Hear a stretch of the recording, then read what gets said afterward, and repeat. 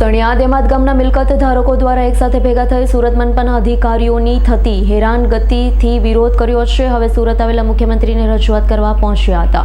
સુરત મહાનગરપાલિકાના અધિકારીઓની હેરાનગતિથી કંટાળી સણિયા હેમાદ ગામના મિલકત ધારકોમાં ભારે આક્રોશ જોવા મળ્યો। સણિયા હેમાદ ગામ મિલકત ધારકો મનપાના અધિકારીઓ દરરોજ હેરાનગતિ કરી બાંધકામ અટકાવવાના પ્રયાસ કરતા હોય છે, જેને લઈ મિલકત ધારકોએ વિરોધ કર્યો।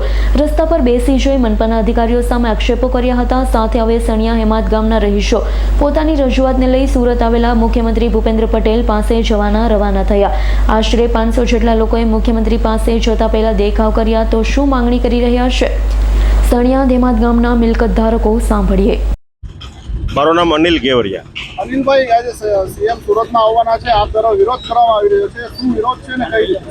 અમારો પ્રશ્ન એ છે, સણિયા અહેમદ ગામમાં અમે પ્લોટ ધારકો જે બાંધકામ કરી રહ્યા છીએ, આ સેમ ટુ સેમ પરમિશનમાં સેમ ટુ સેમ બાંધકામ સુરતમાં અમારા વિસ્તાર સિવાયની 18 થી 20 સોસાયટીઓ આ જ પરમિશનની અંદર બંધાઈ ગયેલી છે, અને એ સોસાયટી બંધાઈ ગયેલી જોઈ અને અમે અહીંયા પ્રોપર્ટી રાખી છે કે ભાઈ એનું બંધાઈ ગયું છે, તમારું બંધાઈ જાય।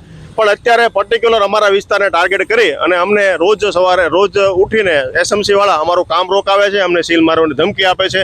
આ ટાઈપના અમારા કારણો છે। કઈ રીતે સીએમનો વિરોધ કરશો? સીએમનો વિરોધ અમે બેનર લઈને જઈશું અને કહેશું કે ભાઈ આ ટાઈપની સોસાયટી છે, આ સોસાયટીમાં 50,000થી વધુ ડાયરેક્ટ રોજગાર આપીએ છીએ અને 1 લાખથી વધુ ઇનડાયરેક્ટ રોજગાર આપીએ છીએ। તો અમે સીએમને આ રજૂઆત કરશું।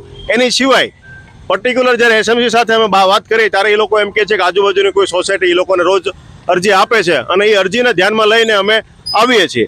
તો અમારું સરકારશ્રીને આ નિવેદન છે કે આ એરિયામાં તમે સર્વે કરાવો કે આમાં ઇન્ડસ્ટ્રી કેટલી છે અને રેસિડન્સ કેટલા છે। રેસિડન્સમાં 18 થી 20 જણા છે અને જે લોકોએ 18 થી 20,000 લોકોને બાનમાં લીધા છે, અને જે લોકો વિરોધ કરી રહ્યા છે એ લોકો સેમ ધારાધોરણને લઈને સેમ ઇન્ડસ્ટ્રીમાં સેમ કોટેજ ઇન્ડસ્ટ્રીઝમાં તે અમારથી મોટા ઇન્ડસ્ટ્રીઓ અમારથી મોટી મશીનરી ચલાવે છે। લોકો વિરોધ કરવા જવાના છે? અમારા સોસાયટી તરફથી કમસે કમ 5 થી 7,000 લોકો વિરોધ કરવા માટે જશે। Bureau report S9 news Surat. અમારી તમામ માહિતીથી અપડેટ રહેવા માટે જોડાયેલા રહો S9 ન્યૂઝ સાથે।